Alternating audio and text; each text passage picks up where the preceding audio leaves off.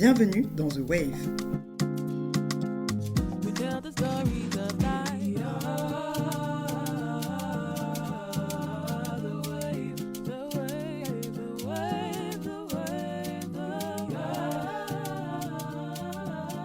Le marché de l'artisanat et du design africain. Le design est un processus intellectuel créatif, pluridisciplinaire et humaniste, dont le but est de traiter et d'apporter des solutions aux problématiques de tous les jours, petites et grandes, liées aux enjeux économiques, sociaux et environnementaux. Les secteurs concernés par la discussion du jour sont le design textile, le design de produits et les métiers d'art. Le designer est avant tout un artiste. Lumière, matériaux, volume, mobilier.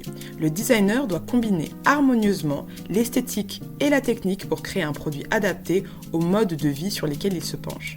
C'est un métier relatif au lifestyle, reconnu comme un métier d'art à part entière.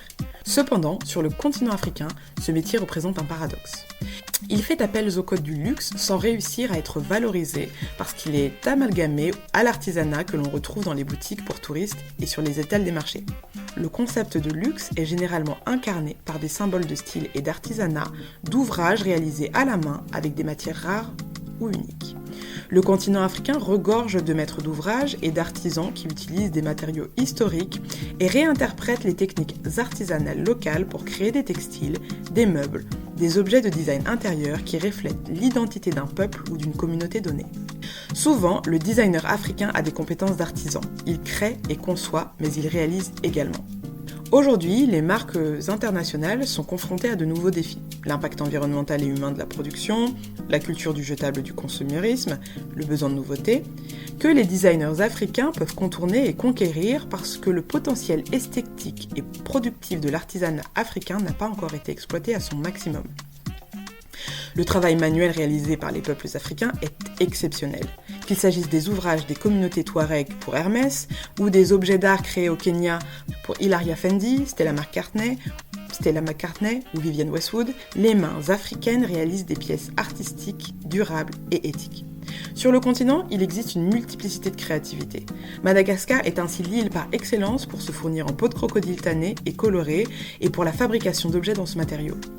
Le travail du bois, l'ébénisterie, sont des compétences rares que l'on retrouve également en Afrique de l'Ouest, tandis qu'en Afrique centrale, il existe des communautés entières qui savent travailler des matières comme le raffia. L'Afrique de l'Est regorge de perles, de maîtres d'ouvrage qui utilisent le bronze et l'or. La difficulté de ces métiers demeure leur professionnalisation. En effet, il existe des cursus techniques dans les différents domaines que sont la menuiserie ou la chaudronnerie, mais il n'y a pas à proprement parler d'écoles qui reconnaissent les métiers du design et de la décoration comme des métiers d'art. La plupart des designers africains sont par ailleurs des autodidactes ou des architectes reconvertis qui ont choisi d'utiliser la maîtrise du dessin et de la technique pour concevoir des objets de lifestyle. D'autres sont des artisans qui ont acquis la compétence technique et utilisent leur créativité pour créer et imaginer des objets d'art africains. Les réseaux sociaux ont permis de donner une meilleure visibilité aux designers locaux en leur permettant de révéler leur travail unique au monde sans avoir à attendre un éditorial dans un magazine ou un contrat d'acheteurs internationaux. Le secteur du design en Afrique se distingue par sa dépendance à l'égard de ressources et de compétences précieuses comme le tissage, le filage et la personnalisation des techniques gourmandes en main-d'œuvre humaine, donc particulièrement difficiles à reproduire, ce qui leur donne une valeur unique face aux dangers de la contrefaçon et de la concurrence déloyale. Les freins au métier de l'artisanat et du design sur le continent sont les fréquentes pénuries d'électricité, la hausse des prix du carburant et la faiblesse de la demande intérieure sur un marché encore timide. À cela, on peut ajouter que la demande locale est comblée par les produits made in China en raison de la compétitivité des prix. Les artisans africains n'ayant souvent pas les moyens de créer des stocks massifs pour réaliser des économies d'échelle et réduire leurs prix. En outre, le marché intérieur ne comprend pas les besoins techniques du designer, comme le temps de maturation des matières utilisées, les délais de fabrication, le besoin d'une main-d'œuvre qualifiée et l'importance des objets de décoration made in Africa qui peuvent se targuer d'appartenir au registre du luxe. Pour valoriser ces métiers, il faudrait qu'ils gagnent en visibilité. Le développement de maisons artisanales est un enjeu d'avenir. Il faudrait non seulement mettre en place des bureaux de création, qui s'appuient sur des ateliers pour distinguer la création de la réalisation, mais aussi inverser la tendance qui consiste à reléguer les objets d'art africains aux boutiques et aux marchés pour touristes. Comment protéger les techniques des métiers de l'artisanat sur le continent africain? Comment mettre en valeur le design local et encourager la demande intérieure? Comment transmettre ces savoir-faire qui ont été délaissés pendant plusieurs décennies au profit des exodes ruraux massifs? Reaching out to the skies, Africa rising, burning like on its stars. We are the way we tell the stories of life. We tell the stories of life. We are the wave, the wave, the wave, the wave, the wave. Donc, bonsoir à tous. Bienvenue dans ce nouvel épisode du podcast de Wave. Aujourd'hui, focalisé sur le design. Nous avons l'honneur d'accueillir 3 personnalités du monde du design africain. Jean-Servais Somian, vous êtes basé entre Paris et Grand Bassam, de mémoire, à côté d'Abidjan, c'est cela? Exactement. Voilà. Ma petite ville à Bienvenue côté d'Abidjan. podcast. Et vous, Ahmed Ouattara, vous êtes basé à Ouagadougou. Ouagadougou, oui, c'est ça. Exactement. Et Mablé est basé au Togo. Ah, d'accord. Ah ben super. Mablé. J'y serai bientôt, donc j'irai la visiter. Donc, merci à tous les 3 d'avoir accepté cette invitation de participer à cet épisode podcast de Wave sur le design.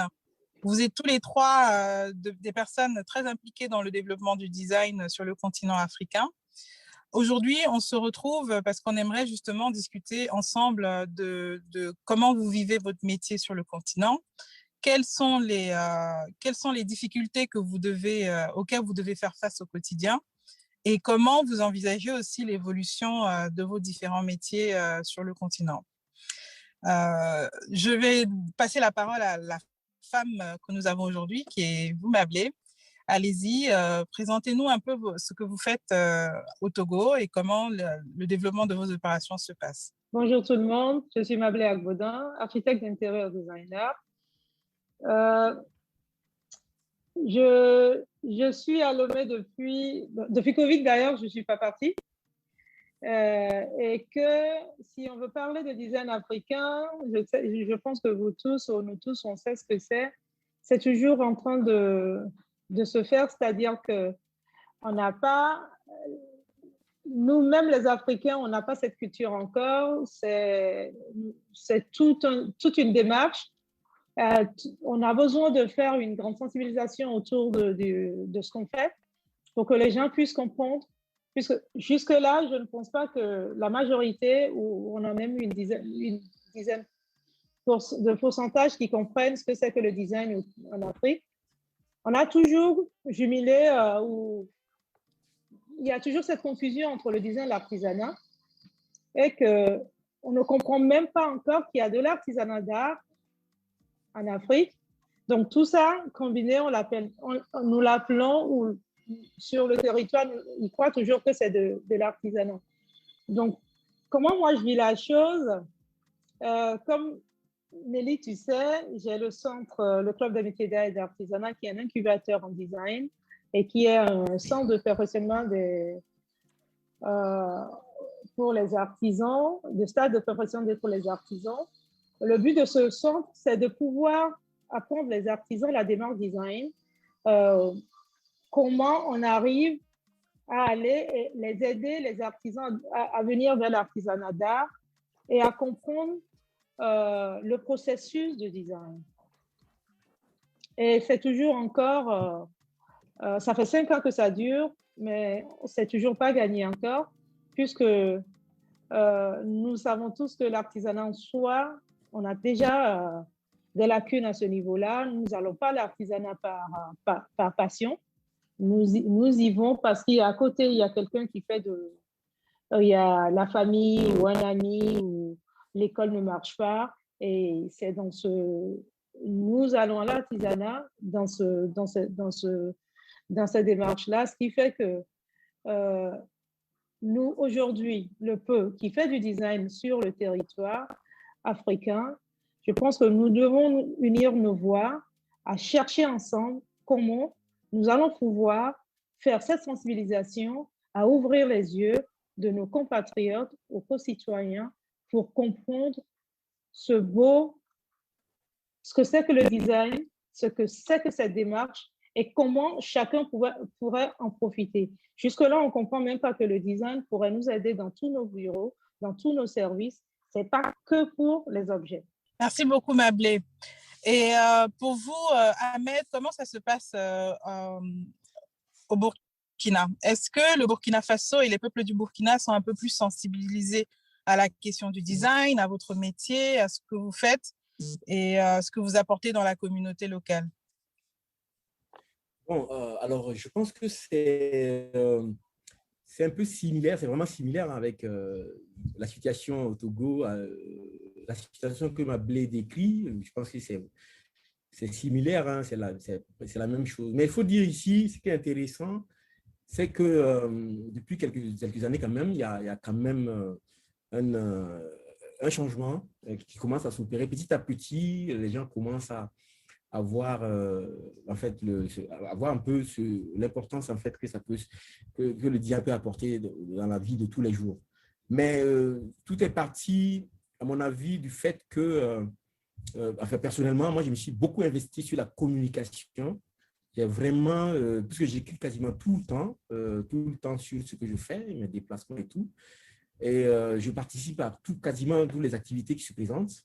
Et j'essaie de faire aussi on va dire, de la formation in situ, c'est-à-dire la formation, dès que je vois quelqu'un qui est un peu intéressé, donc qui n'a pas une idée, enfin, qui ne sait pas ce que c'est et tout, je suis vraiment toujours ouvert à ça.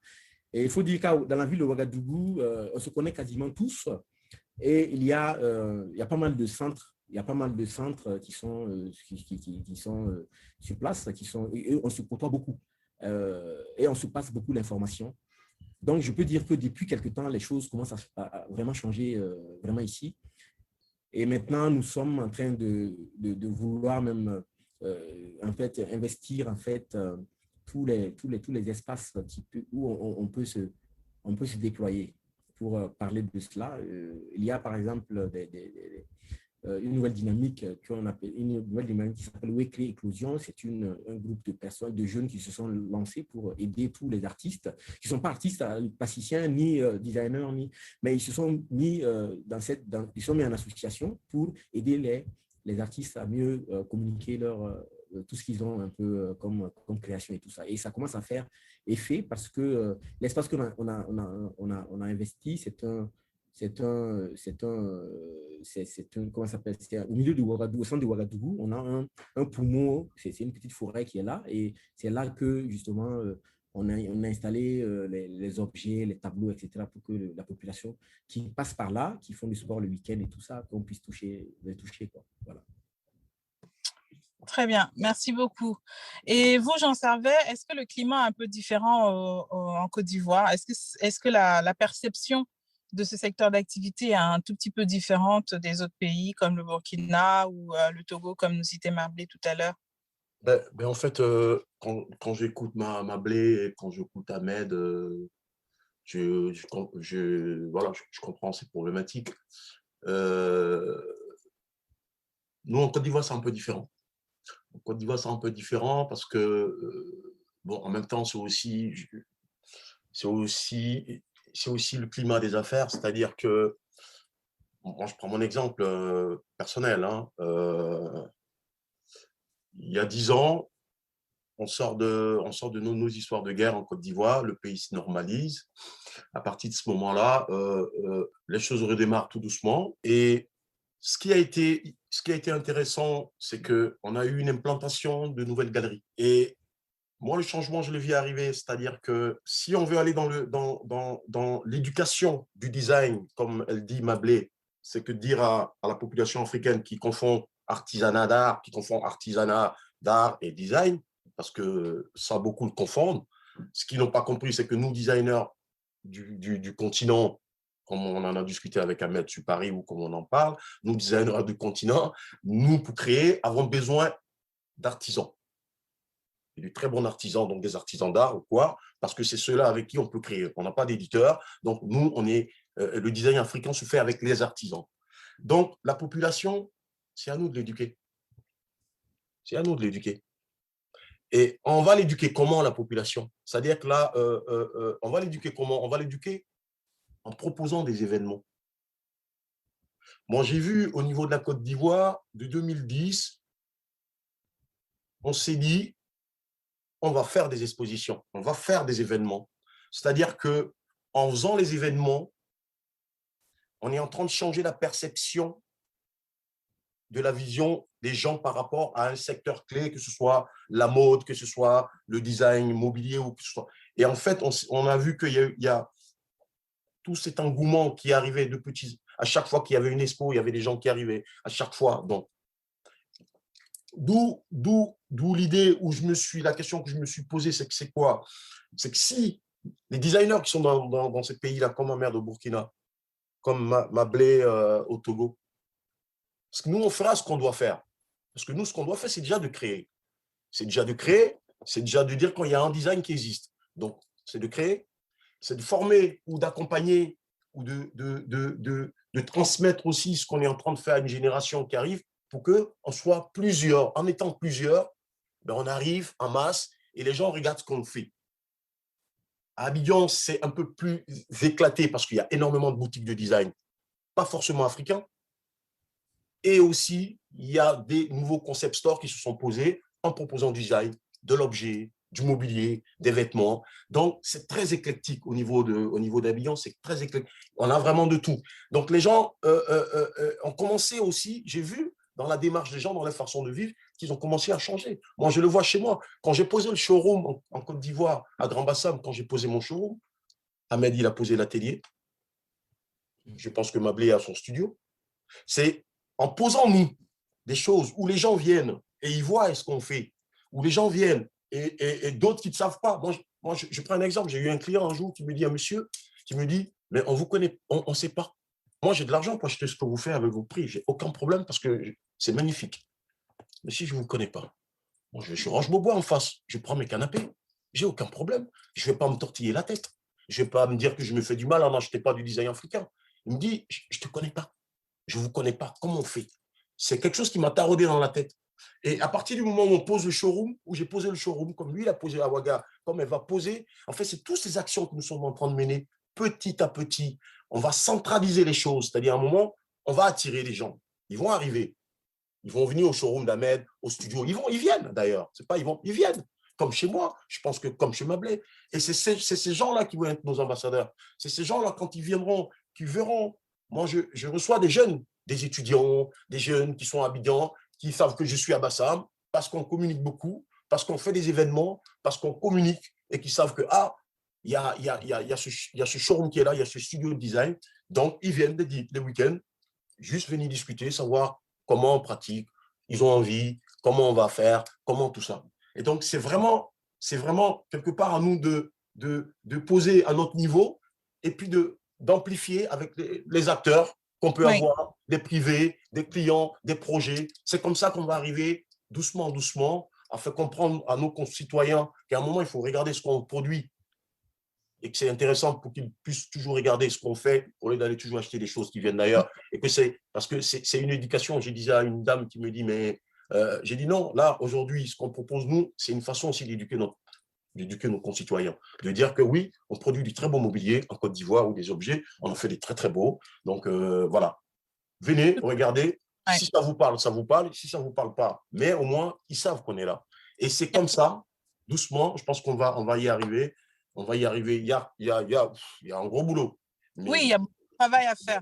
Mais nous, on fera ce qu'on a à faire. Parce qu'on est quelque part, aujourd'hui, quand on se parle là, à trois, mais avec un peu de recul, je dirais qu'il y a eu des aînés avant nous.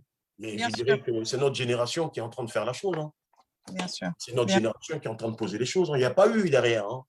Il y a eu des grands frères qui ont commencé. Nous, on est rentrés dedans. Mais c'est notre génération d'Ahmed, de moi, nous sommes la première. Donc, Oui. imaginez combien nous sommes la première. Donc, c'est nous qui sommes en train d'ouvrir les vannes, en fait. C'est comme ça qu'on va pouvoir, c'est comme ça qu'on va pouvoir aussi donner à la génération de derrière pour que ça puisse être amplifié. Vous savez, quand quelque chose amplifie, quand quelque chose… Moi, j'ai vu, vous savez, en Côte d'Ivoire, à un moment, les gens, ceux qui ont des moyens pour acheter des choses, quand tu es dans les discussions, ils vont regarder la voiture de l'autre. Il a une belle voiture, il a une belle… Je disais, on était dans la tendance des belles voitures. Et aujourd'hui, doucement, doucement, à force qu'il y a des galeries qui font des expos, à force que tous les jeunes, les jeunes de la diaspora sont entrés, ils organisent des événements, il y a des choses un peu éclectiques, mais la tendance des choses est en train de devenir, moi aussi j'ai envie d'avoir le tableau de temps, moi aussi j'ai envie d'avoir la pièce de temps. Okay. Donc, avant de rentrer vraiment dans le vif du sujet, il y a aussi, on est en train de traverser, c'est pas encore totalement terminé, on est en train de traverser une pandémie. Comment vous avez vécu toute cette période en fait de pandémie? Comment est-ce que vous avez réussi? Comment ça s'est passé dès le départ? Est-ce que vous avez trouvé des solutions pour continuer à travailler? Est-ce que vos pays ont subi un peu les confinements ou les choses ont plutôt roulé? Vous avez coulé sous les demandes, même si les gens étaient confinés un peu partout dans le monde. Comment s'est passée cette phase de confinement pour vos activités? J'avoue que moi, j'étais revenue à Lomé la veille de la fermeture des frontières. Donc, le confinement en Afrique, je pense que c'était la meilleure chose qui m'était arrivée. Et qu'au niveau business, par contre, ce n'était pas ce qu'il fallait. Nelly était l'une des personnes qui m'ont secouée au début de confinement. Moi, j'avais eu une psychose pendant 6 semaines. Après, je n'ai pas eu mal de commandes de masques. Après ça, j'ai profité du confinement d'ailleurs pour lancer mon site en ligne de vente de produits, la boutique Mablé à Gaudin, qui était ouvert quelques mois, je crois 3 mois ou 4 mois avant que le confinement. Donc, la boutique était fermée pendant 6-7 mois. Par contre, ça a permis, quand on a la réouverture de la boutique, avec le lancement de son site en ligne. Donc, du coup, comme je disais, je dis souvent aux gens, le confinement, la pandémie n'a pas tout faux. J'ai profité aussi, j'avoue qu'au niveau design d'intérieur, depuis le confinement que je suis à Lomé, j'ai eu pas mal de projets au niveau de design d'intérieur, parce que depuis les 5 ans que je fais l'aller-retour, j'en ai jamais eu autant. Mais au niveau de la boutique en soi, il y a vraiment pas eu grand-chose. Quoique, récemment, il y a pas mal d'Abidjan, à Niamey, il y a des magasins qui veulent prendre nos articles. Donc, au niveau achat, vente, ça n'a pas été facile. Il n'y a pas eu du tout, mais j'ai profité de cette période-là pour faire d'autres choses, je dirais. Et pour vous, Jean Servet? Moi, en un mot, on va dire, chez nous, les confinements, ça a été des coups-feu. Ça n'a pas été des confinements en Afrique. En Côte d'Ivoire, nous, ça a été des coups-feu. C'est-à-dire 21h, personne ne sort jusqu'au lendemain matin. Voilà, c'était ça. Et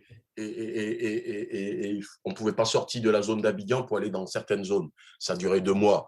Mais bon, comme moi, j'étais dans la zone d'Abidjan, parce que ça fait partie de la zone d'Abidjan, je vais être franc, moi, ça m'a empêché de rien. On a continué à créer parce que de toute façon, à chaque fois qu'on crée, on a un vase clos. Donc, voilà, tant qu'on n'a pas tout fermé, nous, on a travaillé. On a travaillé, on faisait attention. Donc, voilà, c'est l'ambiance générale qui n'était pas au rendez-vous. C'est tous les projets qui devaient se faire à cette période-là, l'année dernière, qui ont d'autres reportés, d'autres capotés, d'autres n'ont pas pu.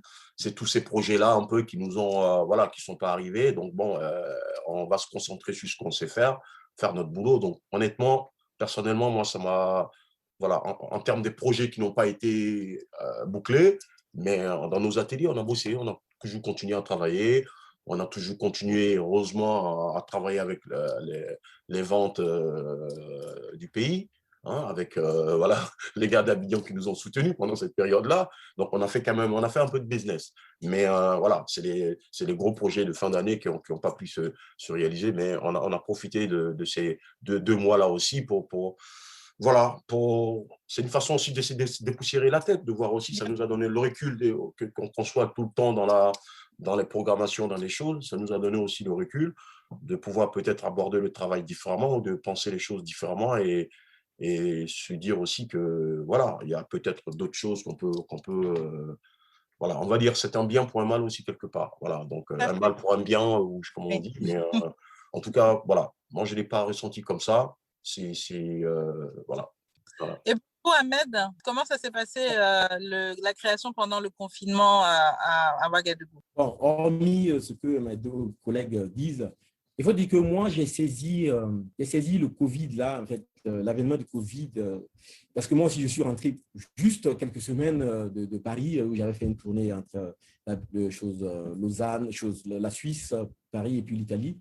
Et je suis rentré juste au moment où on a annoncé la fermeture de frontières et tout. Et bien sûr, on était tous un peu, vraiment dépassés par cette situation, parce que vraiment, on se posait des questions. Comme tout le monde, hein, je pense qu'on était on se posait des questions. Mais moi, j'ai quand même, je me suis dit quand même, il faut avoir un peu de recul.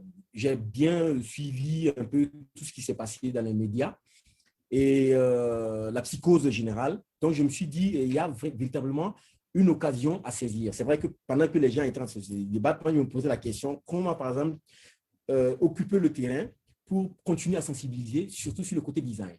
Et il se trouve qu'il y a quand même quelque chose dans ce Covid-là qui a été quand même un peu vraiment intéressant pour moi, c'est qu'il y avait toujours cette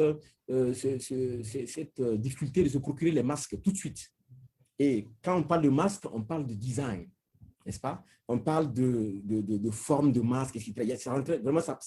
C'était vraiment un terreau intéressant pour parler de design à longueur de journée. Et puis, en même temps, je me suis engouffré dans cet élan que le gouvernement a lancé par rapport au fait qu'il fallait tout faire pour se protéger. Il fallait avoir les mesures barrières. C'était vraiment tout de suite la radio, la télé, tout le monde s'est mis en branle. C'était vraiment ça, on n'entendait que ça. Donc, je me suis dit, voilà quelque chose qui est intéressant. Et il y a les plateformes sur lesquelles on peut s'exprimer.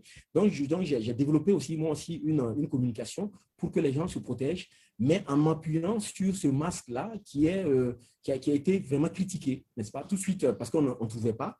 Donc, je me suis pris au jeu. Je me suis baladé en ville pour trouver les endroits où on pouvait les trouver déjà. Et j'ai fait pas mal de communication là-dessus en disant, genre, on trouve les masques ici, voici. Et puis, il y avait cette différence de différents types de masques, FP2, machin. C'était vraiment assez technique et tout. On ne s'en sortait pas. Donc, je me suis mis à expliquer aux gens avec des vidéos simples. Et après, maintenant, toute cette communication que j'ai mis en place pour un peu parler toujours de design à travers ce masque-là, j'ai essayé de sensibiliser des tailleurs qui sont à côté de mon atelier. Et puis aussi une cousine aussi qui faisait aussi de la couture, qui était dans la mode. Et je les ai réunis pour essayer de réfléchir comment on pouvait fabriquer ces masques-là en respectant les normes un peu FPE et tout ce qu'il y a, parce que j'ai glané un peu sur le net, j'ai vu tout ce qu'il fallait faire pour que ce soit... C'était intéressant parce que ça me permettait de montrer la découpe d'un masque et pourquoi c'est comme ça. Quel est le masque qui peut être vraiment le plus adapté, le plus adapté par rapport au climat, etc., etc. Je cherchais des solutions. Et voilà comment je suis arrivé à passer des messages, des messages au niveau, tout en parlant de sécurité, bien sûr, de choses, de la santé et tout ça.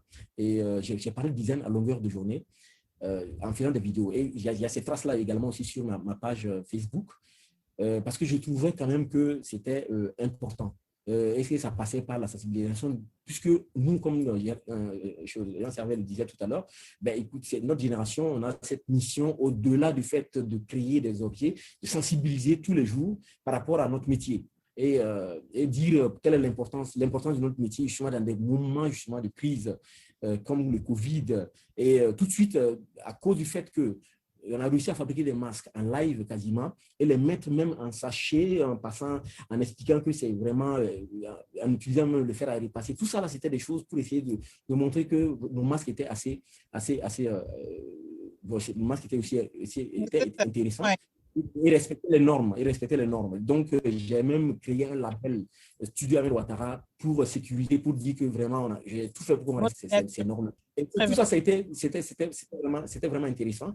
Donc, ça m'a permis, quelque part, d'attirer l'attention de personnes qui aimaient le design, aimaient ce que je faisais, aimaient ce qu'on faisait. Et donc, du coup, je suis arrivé à avoir plus, au moins, ne serait-ce que sur le plan local, des commandes qui arrivaient, puisque personne ne pouvait bouger, donc on avait besoin de chaises, on avait besoin Bien sûr. Bien de pas sûr. mal d'objets. Et Le local a je peux dire que le fonctionné. Covid, pour moi, voilà, c'était une aubaine, en fait. Voilà. Moi, je pense que le Covid, moi, je dis à tout le monde, hein, le Covid, pour moi, franchement, ça a été vraiment une aubaine, quoi, pour Travailler encore plus. avancer. Alors, il y a aussi il y a un aspect qui reste toujours un peu flou sur le continent quand on parle justement des métiers du design. Il faut préciser que, par exemple, vous, Ahmed, vous travaillez le métal. Donc, c'est un apprentissage et une technique qui est particulière par rapport à cette matière-là. De votre côté, Jean Servet, vous travaillez plutôt le bois, qui demande aussi d'autres techniques, d'autres savoir-faire. Et Mablé, vous êtes sur la partie textile. Donc, vous tissez des textiles, vous teintez des textiles et vous travaillez aussi un peu de mobilier. Alors, la question que j'aimerais vous poser, c'est comment, en fait, vous êtes arrivé à vos métiers? Comment vous vous êtes formé? Comment vous avez appris à devenir des designers? Est-ce que c'est quelque chose qui s'est fait sur le continent? Parce qu'on sait qu'aujourd'hui, à l'échelle du continent, toute la partie éducation autour des métiers du design sont plutôt très rares. Comment vous êtes formé? Comment vous avez découvert votre métier? Et est-ce que vous avez eu un formateur dans votre famille ou est-ce que c'est une école où vous êtes allé? Expliquez-nous un peu comment vous êtes venu à ces métiers-là. On va laisser encore la parole à la seule femme de notre panel, Mablé. Moi, j'ai appris le design à l'école à Londres, mais j'avoue aussi que la création, c'est un peu une histoire de famille.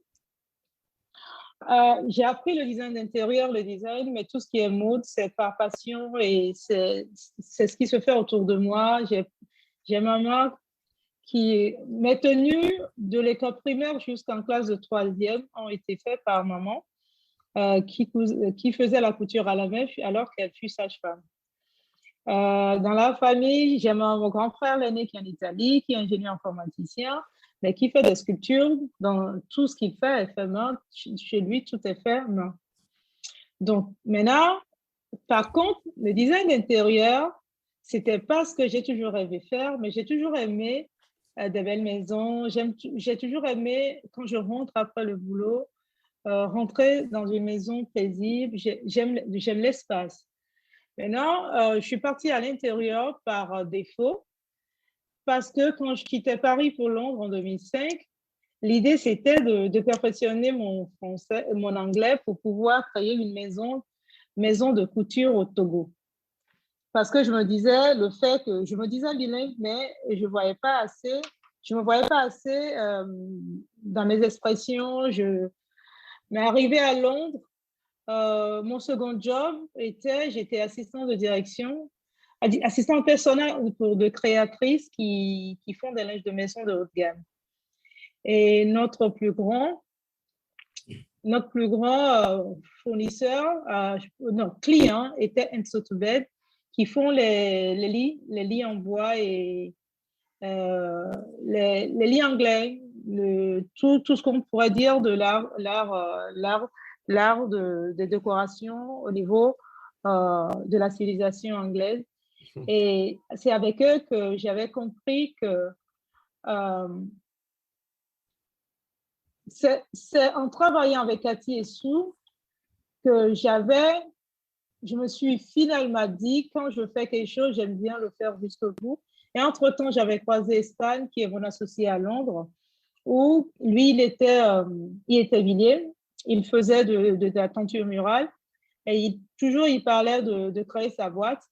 Et entre-temps, Stan a un autre ami suisse qui, lui, il est tapissier, décorateur, mais qui fait des dessins de meubles. Et il est très bien en meubles.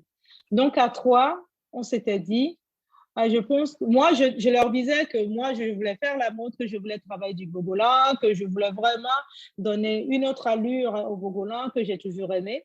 Et ils me disaient que ça soit la mode ou l'intérieur, qu'il y a toujours ce côté soft du tissu, que si de se regrouper pour travailler l'intérieur et après, qui m'aideront à travailler la mode comme je l'aurais voulu. Et c'était comme ça que j'étais partie avec eux. On avait commencé, et toujours, je pense que j'aime bien tout ce que je fais, j'aime bien avoir le contour, maîtriser ce que je fais. C'est là où je me suis inscrite au cours de design d'intérieur. Et après, en travaillant avec Stan et Christophe ensemble, on avait l'atelier de meubles en bas et le showroom en haut. Et étant la seule fille, je suis tout le temps avec eux sur les chantiers, dans les ateliers. Et c'est là où j'ai beaucoup appris sur le mobilier et j'ai beaucoup appris. Je pense que bien que j'ai été à l'école de design, j'ai beaucoup plutôt appris à l'atelier et avec mes deux directrices aussi, Cathy et Sue, que je dis aujourd'hui qui sont mon modèle. Donc, c'est ce qui fait que même quand je crée, quand je fais de l'intérieur, il y a ce côté mode qui revient toujours. Mes rideaux, par exemple, je n'ai jamais pris des tissus de rideaux pour faire des rideaux. Ce sont toujours été des tissus de, par exemple, la velours de soie que j'utilise pour des rideaux. Mes accessoires sont toujours été des tissus sublimes, des laises, comment on dit en français? C'est de la dentelle. La dentelle, voilà. Donc, la dentelle. Donc, j'ai appris, mais je pense que j'ai beaucoup plus... j'ai appris à l'école le design, mais j'ai beaucoup plus appris sur le terrain, puisque je faisais les deux. Je travaillais avec Cathy et Sue, on faisait les linges de maison de haut de gamme. On travaille pour Harrods, Manso to Bed. Après, il y a les garçons qui ont lancé Mille Couleurs London, où on faisait les plus beaux maisons de Londres, les frères. On a travaillé pour Stella McCartney, Tom Ford. On a beaucoup, aujourd'hui à Londres, on a beaucoup de sous-traitance avec Rosinia, qui est l'une des designers de Londres. Donc, j'avoue que l'Afrique, je dis souvent, si je savais que j'allais revenir tôt, je n'aurais pas fait le design, mais en même temps, j'aime bien laisser des traces dans la vie des gens. Et je me dis, si le design africain, ou si aujourd'hui l'Afrique va pouvoir ouvrir les yeux au design, si je pourrais participer à cette découverte, ce serait génial. Donc, je pense que tous ensemble, luttons-nous pour pouvoir créer une grande école de design chez nous en Afrique, même si c'est dans un pays. Et puis après, on verra comment multiplier dans les autres et dans les régions. Voilà. Merci Mablé. Et pour vous, Ahmed, comment vous avez appris votre métier? Comment vous l'avez découvert et comment vous l'avez appris? En gros, moi, je suis un autodidacte. Franchement, je suis un autodidacte passionné de création, passionné de tout ce qui est vraiment fait main depuis le bas âge, il faut dire. Comment je découvre le design? Il faut dire, au départ, je suis d'abord peintre à la base, peintre, mais à la maison, je fabriquais moi mes objets constamment. Donc, c'était ça l'école, en fait. C'est-à-dire, par exemple, j'ai fabriqué mon lit, parce qu'à l'époque, le papa, il amenait de son service, il amenait les caisses, les porte-caisses, là, comment on appelle encore? J'ai oublié le nom déjà. Et il amenait ça à la maison. Voilà, c'est ça. Donc, il amenait ça et c'était pour le feu à la maison. Et moi, je récupérais ça, je fabriquais mes premières chaises, puis tout ce qu'il y a comme objet autour qui pouvait servir à la maison. Donc, je le retransformais. Donc, c'est vraiment mon école, c'était ça, quoi. C'était tout le temps récupérer ce qui est à côté pour transformer ça en objet vraiment utilitaire qui peut vraiment aider la famille, mais aider aussi le voisin. Même chez les autres, je faisais ça. Donc, c'est comme ça que je découvre que j'ai vraiment ce côté-là, même si je sais toujours aller, même si je suis à l'école, je vais c'était les vacances, je l'enseigne. Donc, c'est petit à petit comme ça que les choses se sont installées. Et au fur et à mesure, c'est allé très vite. Et après, j'arrête complètement mes études après le bac G2, le bac G2, tout de suite, je me suis dit, bon, parce que les parents voyaient que j'avais cette aptitude-là et on leur disait, écoute, il faut l'inscrire. Mais il n'y avait pas d'école, il n'y avait pas de centre de métier.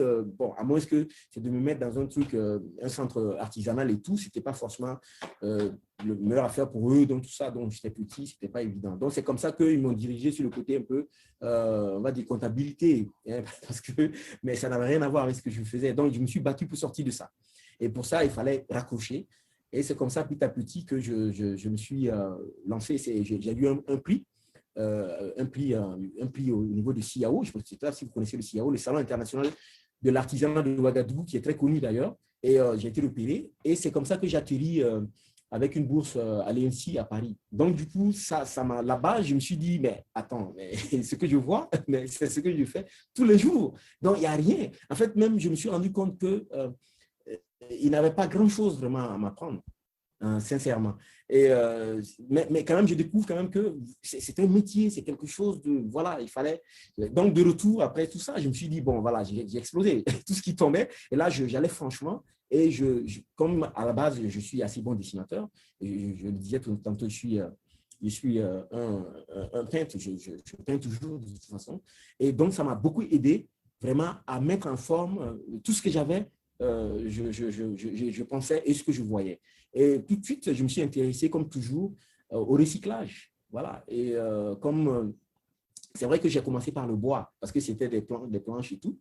Mais il faut dire que le Burkina, on n'a pas vraiment beaucoup de bois. On a ces emballages-là qui sont là, qui peuvent être… C'est comme ça que tout de suite, je me suis mis à…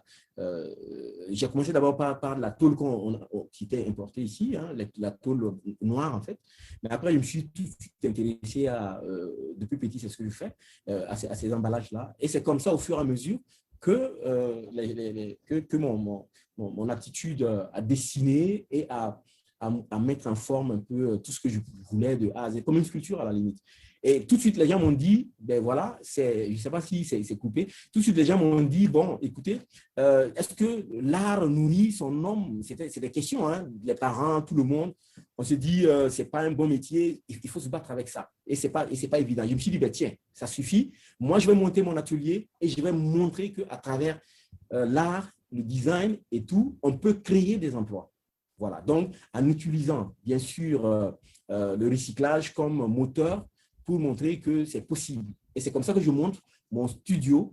Et pour moi, le défi était qu'il fallait créer des objets et les mettre à la limite. J'avais tout un plan. Il faut dire que moi, je suis assez méthodique, quoi. Donc, tout de suite, je me suis dit, il faut un catalogue. Il faut d'abord déjà créer des pièces, quelques pièces, et mettre en ligne un catalogue, et puis, etc., etc. C'est comme ça qu'au fur et à mesure que le design de mon travail a été connu. Et il faut dire aussi, à côté de cela aussi, il y a un aspect très important, c'est qu'on est dans un pays enclavé où on n'a pas beaucoup de soutien et aussi, également, quand je dis pas de soutien, on n'a pas de soutien vraiment, même familial, ce n'est pas évident. N'en parlons pas un peu des autorités parce que ce n'est pas un métier. Donc, tout de suite, l'informatique m'a vraiment intéressé. Voilà. Donc, je me suis auto-formé en Photoshop, en plein de détails, tout ce qui pouvait vraiment m'aider à avancer et surtout montrer mon travail coûte que coûte, quoi. Et puis surtout, l'intérêt d'archiver, c'est-à-dire de pouvoir prendre des photos. C'est comme ça que je me suis acheté un appareil numérique très, très tôt, d'ailleurs, qui m'a coûté vraiment un blend après avoir eu un prix sur un prix d'ailleurs des choses au niveau des tableaux. Donc, j'ai pu avoir une cagnotte. J'ai mis sur un appareil photo à l'époque digital qui coûtait, qui n'était pas de très bonnes factures, mais au niveau de la qualité d'image. Mais quand même, aujourd'hui, je suis très content d'avoir pris quand même pas mal de photos qui montrent un peu mes débuts un peu dans ce domaine-là. Et avec l'avènement aussi de l'Internet aussi, je me suis un peu formé et cela donne aujourd'hui il y a tout sur les réseaux sociaux, je suis assez présent et très présent et même que je donne des formations aux artisans qui ont du talent mais qui ne savent pas comment, à la limite, montrer leur travail. Et c'est comme ça que l'atelier devient de temps en temps un atelier de formation pour les artisans. Et même, il y a des ONG qui se sont intéressés, qui ont financé une formation de 10 artisans dans lesquels j'ai formé. Je n'ai pas formé sur le métier en tant que tel, mais j'ai formé sur l'utilisation du téléphone comme un outil justement pour montrer son travail à beaucoup de gens et susciter des intérêts et tout ça. Il faut dire que tout ça, c'est quelque chose, moi, qui m'intéresse, la transmission. On va en parler tantôt, je sais. Et voilà comment, au fur et à mesure, mon design s'est lancé. Et je continue à faire mon travail, mais aussi, je reçois aussi beaucoup de jeunes, beaucoup de personnes qui veulent Pour comprendre. accompagner et aider à développer aussi. Exactement. Voilà. Et pour vous, Jean Servais, comment vous êtes arrivé au design? Comment vous êtes arrivé à votre métier? Moi, j'ai fait aucune école d'art. Hein. Moi, je sais même pas dessiner, pour te dire. Voilà. Moi, mes dessins, c'est ce que j'ai dans la tête, que j'imagine avec mon bout de crayon sur le papier. Voilà. Mais c'est très conceptuel. Donc, c'est ce que je vois dedans que Non, moi, je fais une école de bénisterie. C'est même pas une école, c'est une formation dans un centre de formation du métier du bois en Côte d'Ivoire. Après mon secondaire, voilà, moi, je ne voulais plus aller à l'école. Donc, voilà, ben, chez nous, si je ne veux pas aller à l'école, tu vas prendre un métier. Voilà, tu n'as pas le choix. Parce que tu ne vas pas rester là. Et donc, c'était un truc de famille. Et donc, voilà, il fallait que j'aille apprendre le métier de bénisterie. Je vous avoue que ce n'était pas avec un plaisir. Et ce n'était pas du tout avec un plaisir. À cette époque, aucune passion, aucune passion. Mais il y avait juste une chose. Ben, il fallait faire ce que tu as à faire, il fallait suivre ta formation, fermer la gueule et faire ce que tu as à faire. Donc, j'ai dû poncer le bois pendant 1 an. Donc, vous voyez ce que je veux dire, c'est pas mauvais. De quoi détester le bois. Voilà. Donc, bon, moi, j'ai fait cette école-là. Ce centre de formation à Koumansi, c'était le seul centre d'ailleurs qu'on avait en Côte d'Ivoire. Hein. C'est pour ça que des fois, je remercie le feu président Houphouët-Boigny, lui qui avait compris qu'il fallait monter des centres de formation, qu'il fallait créer des endroits pour former la jeunesse. Il avait compris. Donc, ce centre de formation-là, qui s'appelait le centre Georges Gandou, c'était le centre même qui a formé tous les ébénistes d'Afrique de l'Ouest. Beaucoup ne le savent pas, mais voilà. D'accord. Voilà. Beaucoup ne le savent pas, mais Gandou, c'est un Libanais qui arrive en Côte d'Ivoire dans les années 60, un Libanais qui sait travailler le bois, qui sait travailler le meuble et qui faisait que des meubles de style. Les meubles d'époque. Il recopiait, donc il les vendait dans les grandes bourgeoisies africaines, hein, dans les présidences africaines. Tout ce qu'on en faisait comme meubles allait vraiment dans la bourgeoisie africaine. Donc, ils achetaient des meubles de style, les Louis, les Bergères, les Manchats. Voilà. Et donc, ce Libanais, il avait ce métier. Et donc, il arrive en Côte d'Ivoire dans les années 60, après les indépendances. Le mec, il fait un salon qu'il offre à Houphouët-Boigny.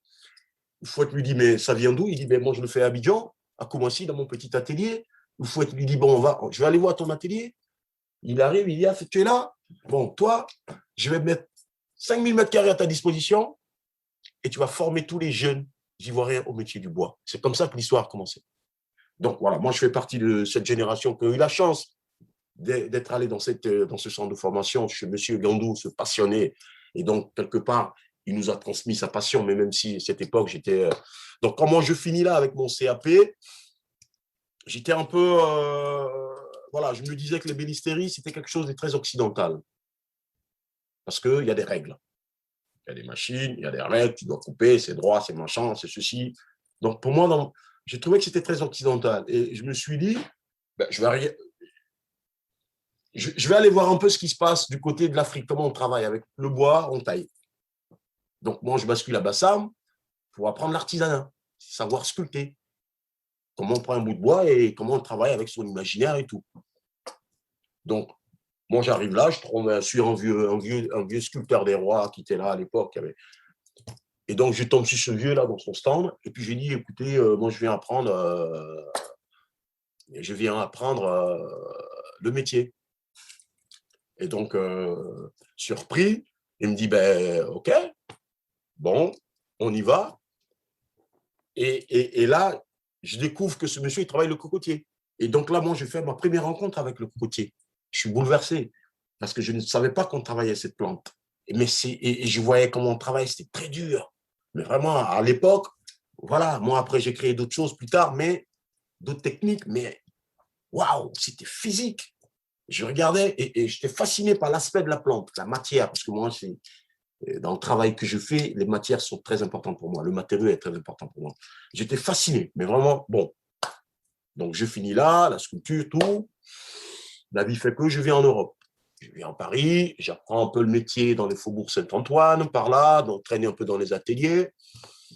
Et c'est ici qu'on m'apprend que le métier que je fais est noble. Voilà, en Afrique, on se moquait de moi. Menuisier, menuisier. Ici, qu'est-ce que tu fais? Je suis ébéniste.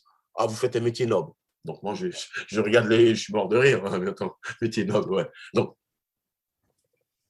et je découvre ces ateliers-là à Paris. Et puis, en fait, je bascule complètement à autre chose. Mais complètement, ma vie, je bascule sur autre chose. Sportif, je fais de la boxe, je fais plein de trucs.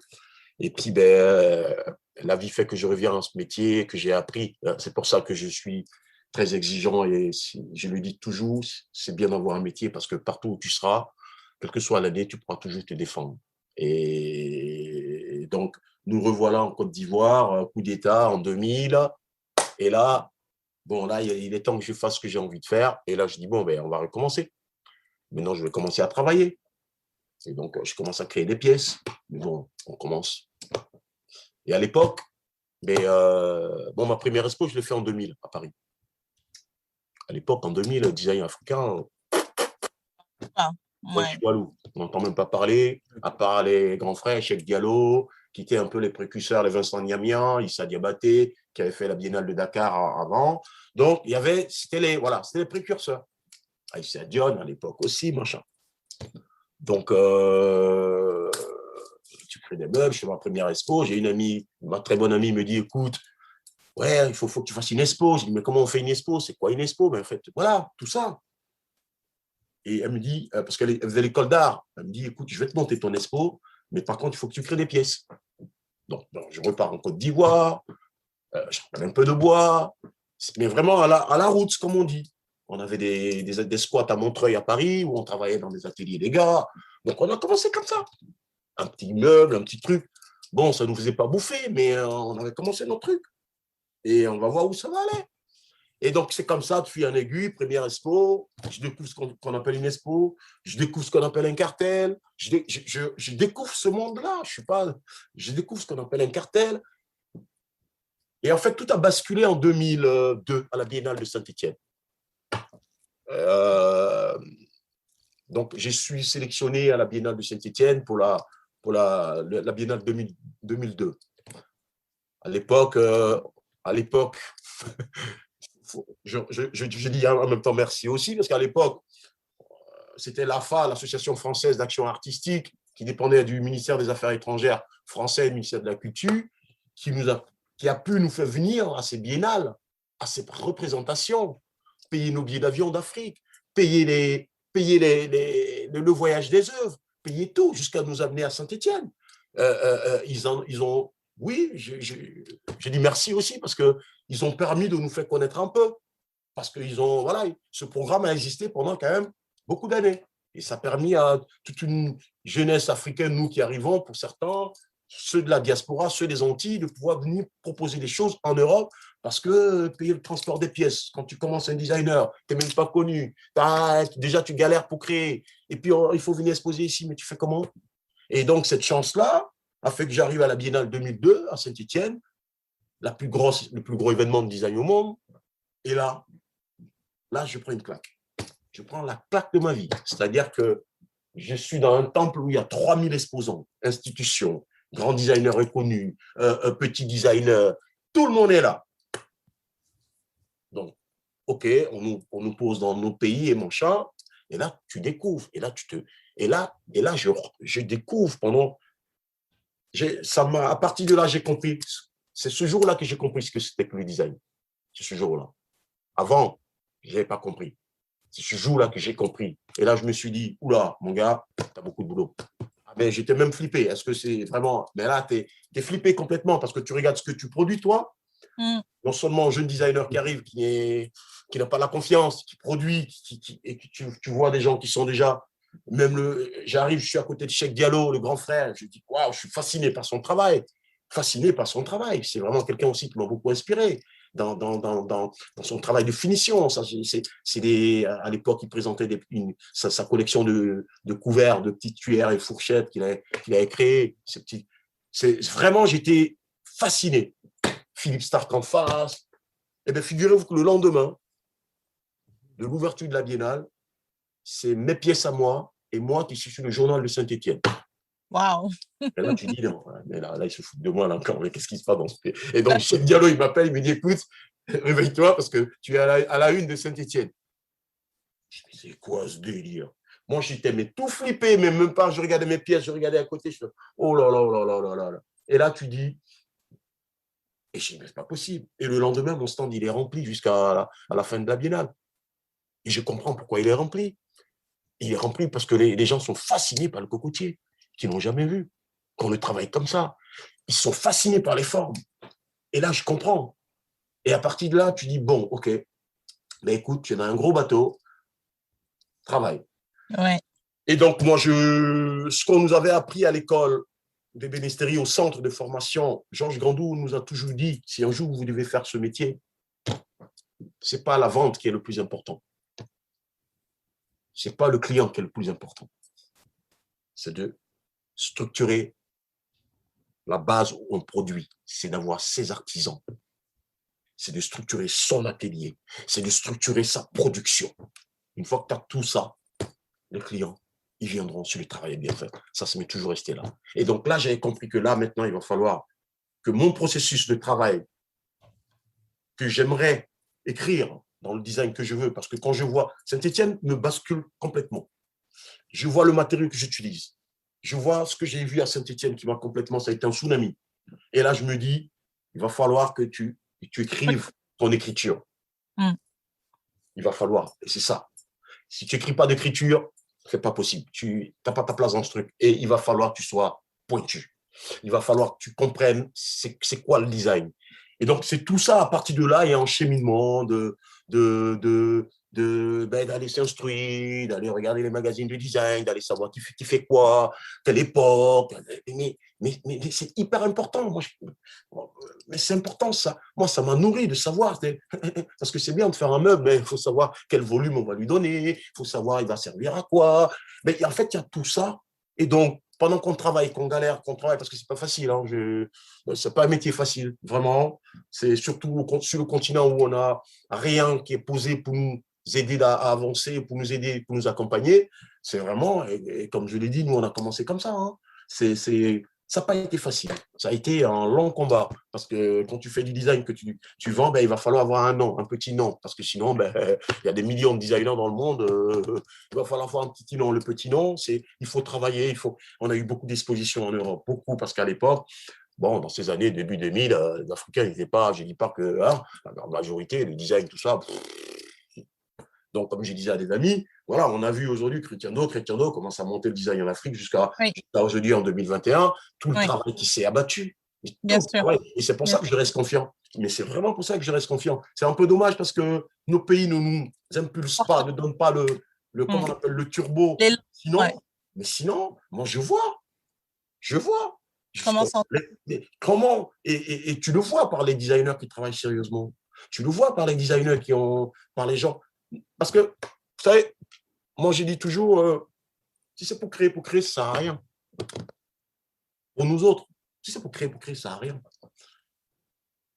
Parce que nous, on propose des choses, les designers. On propose des choses au service de nos compatriotes, au service de nos concitoyens qui vont vivre avec, qui vont chacun avec. Et donc, dans ce qu'on propose, il y a de tout. Ça va être utile, ça va être très beau, parce que le design, c'est une identité. Le design, c'est notre identité. Mais oui, ça, les gens l'oublient. Le design, c'est notre identité, c'est l'affirmation de ce que nous sommes. Et donc, à partir de ce moment-là, quand on crée, on doit avoir notre réflexion de savoir que on est en Afrique, on est un continent qui importe tellement, on est un continent qui est machin, que nous, designers d'aujourd'hui, ben, si on doit faire des choses, il faut qu'on arrive à l'assumer, il faut qu'on arrive à proposer des choses pour nous sur le continent et à pouvoir le proposer aussi à l'extérieur. Donc voilà, c'est un peu comme ça que doucement, on s'est forgé, que je me suis forgé, voilà, des hauts et des bas, des fois on avait envie d'arrêter. Hein. Combien de fois même j'ai arrêté, je ne veux plus en entendre parler. On a tout fermé, c'est bon, ça ne marche pas. À un moment, il faut. Voilà, on a peut-être aujourd'hui, on arrive à vendre. Mais les contrats restent difficiles. Ça reste difficile, surtout quand on travaille sur le continent. Mais Bien bon, sûr. c'est tout ça qui nous forme. C'est tout ça qui nous donne de l'ambition. C'est aussi ce qui est très intéressant dans tout ça, c'est de voir qu'on a. Moi, aujourd'hui, quand je vois l'équipe que j'ai, depuis combien d'années, un an, les plus anciens sont avec moi, ils sont 15 ans. 15 ans les plus anciens. Les récents, il y a 5 ans. C'est une famille. Nous, on est obligé de créer, avec nos artisans, avec nos collaborateurs, on est obligé de créer une famille. Parce que ce qui est important, c'est de leur transmettre ce que nous, on a dans la tête.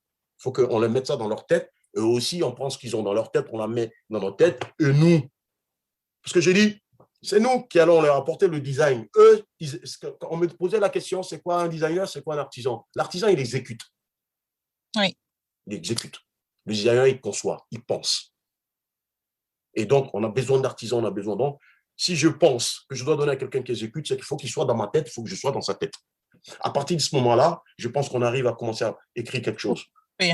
Et c'est ça qui va nous permettre de combler ce qu'on n'a pas comme maison d'édition dans nos pays et autres, jusqu'à ce que peut-être d'autres arrivent un jour. Mais c'est ça qui va faire qu'on soit en osmose avec nos ateliers, qu'on soit en osmose avec les gens avec qui on travaille, pour toujours continuer à proposer des choses aussi. Sacré parcours, très inspirant. Et je pense que c'était, de ce que j'entends, il y a deux aspects qui ressortent justement de ce parcours que chacun de vous a eu vers le design, à la découverte du design, à la découverte de son métier. Il y a deux choses qui se réveillent en moi, de dire les enjeux justement de vos différents métiers sont très concrets pour l'avenir du continent. Est-ce que ces enjeux-là, vous les intégrez vraiment dans votre démarche? Comment est-ce que vous arrivez justement à relever le challenge de la transmission? Parce que comme on l'a dit tout à l'heure, on est sur un continent où il y a très peu de cadres de formation et d'accompagnement. Il y a des initiatives qui sont plutôt des initiatives privées. Il y a très peu d'initiatives publiques pour accompagner, développer. C'est chacun de vous individuellement, finalement, qui porte un projet, qui le finance, qui le développe, qui le structure. Comment vous pensez que les enjeux du continent de demain, parce que clairement, si on imagine un design africain, comme vous l'avez bien dit, Jean Servet, le design, c'est l'identité aussi qu'on raconte à travers les objets concrets. Comment vous voyez l'évolution du design africain sur le continent? Est-ce que vous pensez que dans 5-10 ans, on aura des maisons avec des salons complètement faits 100% en Afrique? Je sais qu'on en a les compétences, on a justement les métiers d'ébénisterie, on a des tisseurs qui font de la conception textile et du tissage, donc on peut concevoir un fauteuil 100% local. Qu'est-ce qui fait qu'aujourd'hui on n'en est pas là? Comment est-ce qu'on pourra y arriver? De quel type d'accompagnement et de développement avez-vous même besoin chacun pour arriver à cela? Moi, je vais te répondre. Bon, aujourd'hui, on peut faire un fauteuil tout produit en Afrique sans avoir vraiment besoin de quelque chose qui vient d'ici. Mais vraiment. Et je pense que depuis un petit moment, voilà, on peut proposer des pièces produites en Afrique parce qu'on a le design textile sur le continent qui est en train de monter aussi crescendo. On a le design textile pour l'ameublement. On a le designer qui va travailler le métal comme Ahmed. Moi, je vais faire du mobilier. En fait, dans tous nos pays, il y a des choses qui sont en train de se passer. Et le problème qu'on rencontre, nous, aujourd'hui, parce que nous, on a outrepassé un peu le problème, parce qu'à un moment, il fallait qu'on pose nos choses pour travailler, pour avancer. Donc, c'est-à-dire qu'aujourd'hui, pour nous autres, moi, personnellement, je pense que je continuerai toujours à travailler comme je travaille là, quitte à évoluer, à faire évoluer les choses, c'est-à-dire de créer des plateformes pour qu'on puisse penser comment la génération qui arrive va pouvoir elle aussi avoir son mot à dire. C'est ce que tu disais tout à l'heure. Je pense qu'Ahmed aussi le fait dans certains événements qu'il propose à Ouagadougou. Mais ça, c'est ce que je disais tout à l'heure. Nous, ça, c'est notre devoir. Parce qu'on sait que derrière, il n'y a rien. On sait que là-haut, il n'y a rien. Donc, nous, on est quelque part, on doit transmettre. C'est ce que j'expliquais tout à l'heure, que moi, le métier qu'on m'a transmis en Côte d'Ivoire, cette époque du fouet de Boigny, c'est un métier que je dois transmettre. Donc, comment nous, on va le transmettre? On va le transmettre en organisant des événements, des choses bien ciblées. On va le transmettre avec peut-être des Africains qui auront compris qu'il y a quelque chose à faire, qu'il va falloir tous venir ensemble pour pouvoir avancer. Moi, je pense que pour l'avenir, aujourd'hui, même pour l'avenir, le métier de designer aujourd'hui est pour le continent même est un nouveau métier et qui est en développement. C'est un secteur énorme. C'est un secteur, si le continent arrive à capitaliser ça, c'est énorme. Parce que sur tout le continent, tout ce que nous avons sur tout le continent, du nord au sud, de l'est à tout, je pense qu'il y a des magnifiques artisans, des très, très bons artisans, chacun dans son domaine. Et donc, je pense que s'il y avait des structures adaptées, on serait peut-être dans une deuxième lecture du design africain. Mais comme j'ai dit, c'est très jeune le design africain. Donc, on est en train de commencer. Nous, on est en train de se structurer. Moi, aujourd'hui, j'ai monté le showroom à Bassam. J'ai les studios, les ateliers. Là, je viens de lancer un projet de jeune designer workshop qui va être organisé, là, un appel à candidature que j'ai lancé d'ailleurs aujourd'hui pour les jeunes en Côte d'Ivoire, pour voir un peu qui fait quoi, comment on va pouvoir les aider, comment je vais pouvoir, à partir d'un dessin, matérialiser ça, l'accompagner dans un atelier jusqu'au processus de création. Parce que c'est ça qu'il va falloir leur donner. Parce que quand ils vont même dans certaines petites écoles ou dans certains trucs, c'est que la pratique ou des fois même il n'y a rien. Ils savent super bien dessiner, mais ils ont ce mal à être accompagnés, à créer, parce que manque d'argent, manque d'enthousiasme, où ils attendent. Donc, je pense que chacun dans son domaine, chacun dans son côté, dans ce qu'on va faire, c'est ça qui va nous lier à un moment ou l'autre, que de toute façon, ce qu'Ahmed fait à Ouaga, ce que je fais à Abidjan, ce que Mablé va faire à un moment ou l'autre, je pense qu'il y a une conversion, il y a une synergie qui va y arriver. Parce qu'on aura, pour moi, c'est même une évidence. Il faut qu'il y ait cette synergie qui fasse que les petites choses qu'on a fait à mon côté là, qu'elle a fait au Togo, que lui il a fait au Bénin à un moment, boum, boum, ça se centralise et ça, il y a du concret qui vient. Donc voilà, on a besoin de continuer à parler du design. On a besoin de sensibiliser aussi nos Africains qui ont de l'argent, parce qu'il faut de l'argent pour accompagner les projets africains. Parce que si c'est nos banques sur nos continents, il faut les oublier. Donc, il faut de l'argent. Donc, à un moment ou l'autre, c'est bien beau de parler de l'Afrique et du design. C'est très beau. Mais il faut aussi que les gens comprennent que les designers en Occident, c'est parce que les États les ont aidés à passer des commandes de produits qui sont devenus ce qu'ils sont devenus. C'est parce que les États ont passé certaines commandes à certains artistes en Occident qui les ont accompagnés, qui sont devenus ce qu'ils sont devenus. Et voilà, nos États, ils sont là. Nos États, ils passent des commandes.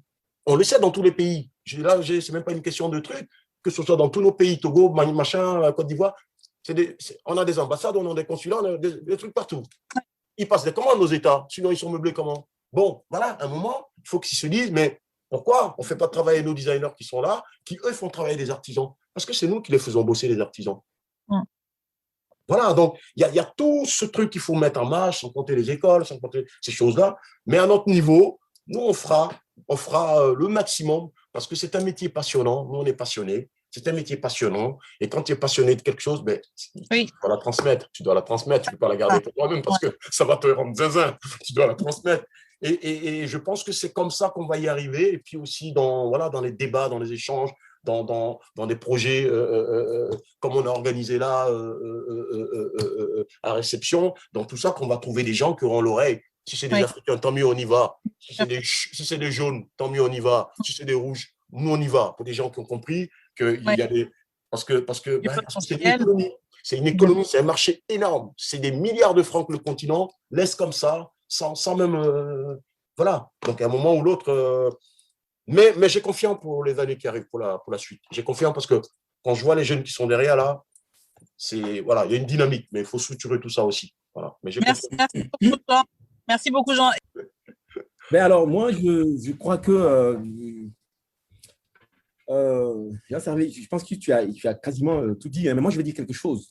On a, bien sûr, en tant que designer, en tant que créateur et tout, c'est clair, on y est arrivé quand même à montrer un certain savoir-faire. On a pu quand même montrer vraiment le savoir-faire des artisans et voilà, l'atelier et tout ça. Ce sont les étapes qu'on a franchies. Vraiment, c'est clair maintenant que c'est dans l'esprit de tout le monde, c'est clair. Mais moi, je pense aussi qu'aujourd'hui, on a une autre mission. Et cette mission, c'est la transmission, mais également aussi la mission de prendre sous son aile vraiment le développement de ce secteur-là. Mais quasiment, je suis en train d'imaginer quelque chose. Il faut maintenant arriver à défoncer les portes maintenant complètement. Parce que, non, je pensais à ça même, bon, après l'exposition, j'ai dit, bon, parce que Ce qui est arrivé un peu à nos aînés, à ceux qui avaient vraiment lancé vraiment cette pépinière à travers les Cheikh Diallo, on se rend compte que finalement, si on n'est pas engagé, si on n'est pas engagé, pour ma part, moi, je suis hyper engagé dans tout ce que je fais d'ailleurs, au-delà de mon travail de passion, de design et tout ça. Si on n'est pas engagé à un certain niveau, on n'y arrivera pas et on risque encore d'être un peu petit à petit, on va dire petit à petit oublié et tout ça. Et donc, il faut nécessairement, à la limite, aller voir toutes les personnes en fait qui puissent apporter leur contribution là-dedans. Et puis, à la limite, il faut fracasser les portes. C'est vrai qu'en tant que designer, on est dans nos ateliers, voilà, on s'y plaît, il n'y a pas de souci. Mais maintenant, il faut carrément démarcher. C'est ce que j'essaie de faire ici à Ouagadougou. Et là, moi, je cible même des personnes qui, à la limite, qui sont dans le milieu et qui aiment acheter, ils font des conteneurs complètement de Chine et tout ça pour venir complètement meubler leur maison, quoi. Et là, ça continue encore. Voilà, et ça continue. Et là, moi, j'ai décidé d'aller complètement, de trouver des gens, voilà, d'aller les voir et de discuter et de leur sensibiliser en leur disant, écoutez, bon, c'est bien, vous continuez, mais là, en ce moment, il y a tout ça qui est là.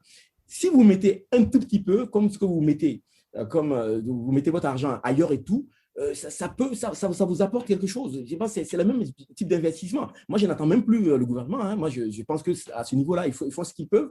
Mais je pense que maintenant, on est bien, on le sait très bien maintenant, ils ne peuvent pas tout faire. Et puis, de toute façon, ils essaient de faire ce qu'on fait et maladroitement. Et souvent, ils se substituent complètement à nous.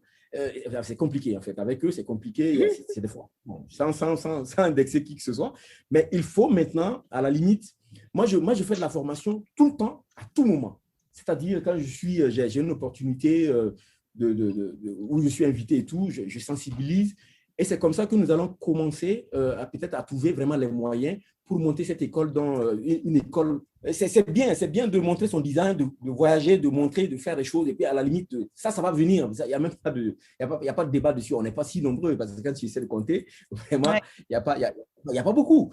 On a besoin d'argent, on a besoin de moyens.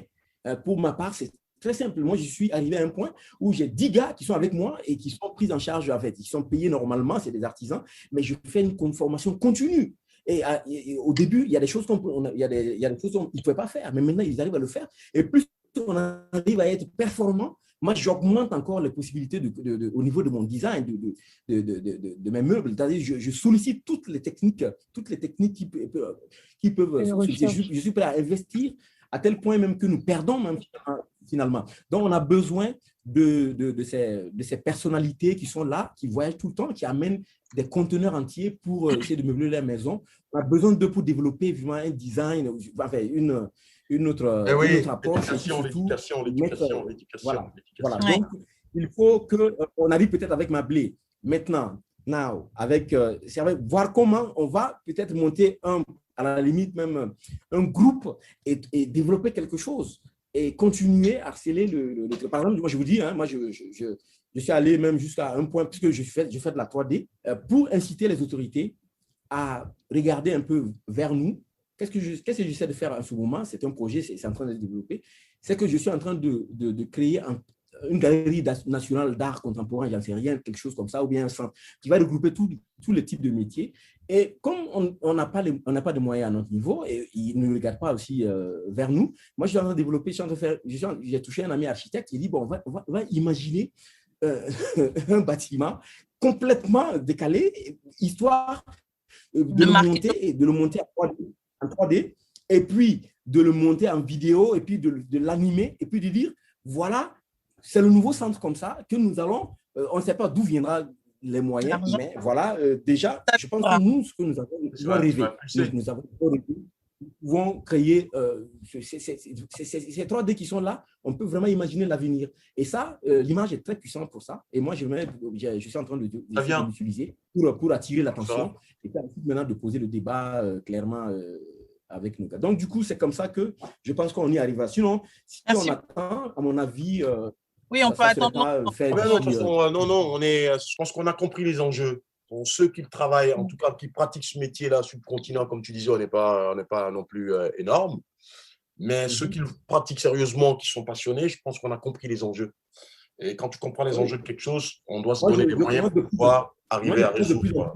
À me sentir beaucoup plus investi par cette mission que même la création de tout, parce que ça, c'est cool de source. Maintenant, quand je oui, mais je pense que tout va ensemble. Il y a des tonnes de dessins qui sont là, qui n'ont pas... Tout va ensemble.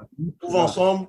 Maintenant, je suis vraiment beaucoup plus passionné par transmettre plus que, à la limite, montrer ce que je fais, parce que ça sort comme on dit ici.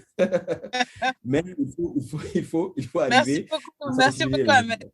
Merci beaucoup, Ahmed. Voilà. Donc, Mablé, je sais que vous êtes habité des mêmes questions et que vous avez compris très vite aussi les enjeux de ce secteur pour le continent. Aujourd'hui, dans votre atelier de mémoire, vous touchez à plusieurs choses. Vous êtes autant investi dans l'équipement de vos ateliers. Financièrement, vous vous êtes mouillé, comme on dit littéralement, beaucoup. Vous accompagnez la formation, vous organisez même des missions de transfert de compétences entre des designers d'autres zones géographiques et les designers du Togo. Est-ce que vous pouvez nous en parler un peu plus et après on va un peu conclure et chacun de vous nous dira un peu quels sont ses projets d'avenir. D'accord, merci Nelly, merci les garçons. Moi, je suis tout à fait d'accord de tout ce que tout le monde a dit, mais j'ai l'impression qu'on oublie une partie, c'est la conservation de nos savoir-faire traditionnels. Oui, il y a le design aujourd'hui. Servais avait dit que les artisans sont nos mains, c'est ce que moi je dis. Et pour que ces artisans puissent continuer à être nos mains, il va falloir que l'Afrique a son identité. Si le design est notre identité, nous avons une identité africaine qui a nos savoir-faire africains. Et dans tout ça, on a un grand problème sur le terrain. Les maîtres, les vieux, les anciens qui sont là, qui ne veulent pas passer la main aux nouveaux, aux jeunes qui arrivent, et que les jeunes d'aujourd'hui, les jeunes artisans aujourd'hui, j'en dis ça tout le temps, ne veulent pas, tout l'effort que nous faisons, là vous parlez, vous deux, quand vous parlez de design, quand vous parlez de l'artisanat, vous avez une passion, et moi-même, je suis une grande passionnée, mais les jeunes d'aujourd'hui, ils veulent faire juste le minimum pour gagner de l'argent. Je suis vraiment d'accord avec ce que tu dis, hein. Mais vraiment. Et le grand problème, c'est que le vieux à côté, qui s'est donné, qui vit son truc, sa passion, voit le jeune qui ne veut pas se donner, n'a pas envie de lui donner la main. Il nous faut un autre, je ne sais pas, une autre chose, je ne sais pas comment je me bats à le faire, d'écrire ces techniques anciennes qui sont là, qui sont en train de disparaître avec les vieux, comment les conserver. Et si on arrive à faire ça, tout ce qu'on fait d'innovant aujourd'hui, tout ce que nous voulons, tout ce que tu veux, tout ce que Ouattara, c'est ça, Ouattara, il fait, on va pouvoir les combiner pour pouvoir faire de notre Afrique notre design. Sinon, j'épouse l'idée des deux. Je suis partante qu'on puisse fusionner nos idées pour faire quelque chose de mieux pour notre Afrique. J'ai toujours dit l'Afrique, c'est un pays et qui a 54 villes. Nous sommes tous des Africains, nous sommes les mêmes citoyens. Maintenant, comment faire pour pouvoir conserver ce que nous avons et ce que nous sommes en train d'acquérir, comment les fusionner pour pouvoir aller là en avant. Si on laisse derrière ce que nous avons eu, ce que nos parents, nos grands-parents, je pense que nous n'aurons pas de suite. Donc, il va falloir trouver un point commun, que toutes ces techniques, nous puissions les fusionner avec ce que nous apprenons aujourd'hui, avec ce que nous appelons le design. Je suis sûre qu'ils avaient le design, mais ils ne savaient pas. De toute façon, les objets design, vous savez, quand vous regardez, certaines pièces primitives utilitaires, absolument. Donc voilà. Rien qu'une pirogue sur l'eau. Je n'ai rien à rajouter de tout ce que vous avez dit. Je crois que tout ce que j'aurais à rajouter, c'est de pouvoir tout faire pour pouvoir conserver ce savoir-faire qui sont les miens, les nôtres, à ce que toutes les techniques nouvelles que je développe, que Ouattara développe, que Servais développe, qu'on puisse les combiner. Je tiens à l'identité africaine dans tout ce qu'on fait, que ça soit nos meubles. Je veux de loin qu'on voit, qu'on sache que ça vient de l'Afrique, mais pas parce que c'est pas bien fini, mais c'est très bien fini, mais qu'on a ce caractère qui continue à prouver que nous, l'Afrique, a ses savoir-faire. Voilà. Pour répondre à Nelly, qu'est-ce que je fais? J'essaye de continuer à voir, à sillonner les villages, à parler aux vieux, à parler aux vieilles, à voir comment pouvoir sortir. Ils ne veulent pas non plus, hein? Ils ne veulent pas leur donner la main, à voir comment écrire un jour nos techniques, l'histoire africaine, qui restera notre patrimoine. Et c'est ce qui nous reste, en fait. Quand j'ai commencé à revenir, quand j'ai commencé à m'intéresser à l'Afrique, tous les livres que je croise sur mon chemin, c'est écrit par quelqu'un d'autre, par un Africain. Commençons à écrire nos livres de design, commençons à écrire nos livres de design, d'artisanat d'art, commençons à écrire sur notre technique avant que quelqu'un d'autre ne l'écrive pour nous. On compte sur toi, Nelly. Merci. Ah oui, carrément. Merci, Mablé, pour cette grande mission de documenter et d'archiver qui nous sommes. Merci infiniment pour ce super mot de la fin. Jean, votre mot de la fin? En tout cas, merci. Le mot de la fin, c'est vraiment merci de pouvoir, voilà, d'avoir pu échanger comme ça là, entre Paris, Togo et Ouaga. Donc, ça veut dire qu'on est là. Ça veut dire qu'on se comprend. Ça veut dire qu'on échange. Ça veut dire qu'on communique. Donc, je pense qu'aujourd'hui, moi, le mot de la fin, c'est qu'on est là. On sait faire des choses. Il va falloir qu'on soit intelligent pour se donner les moyens. Pour se donner les moyens de l'avenir. Le moyen de l'avenir, c'est de préparer ceux qui vont arriver derrière. Préparer ceux qui vont arriver derrière, c'est quelque chose aussi qui va créer de l'engouement.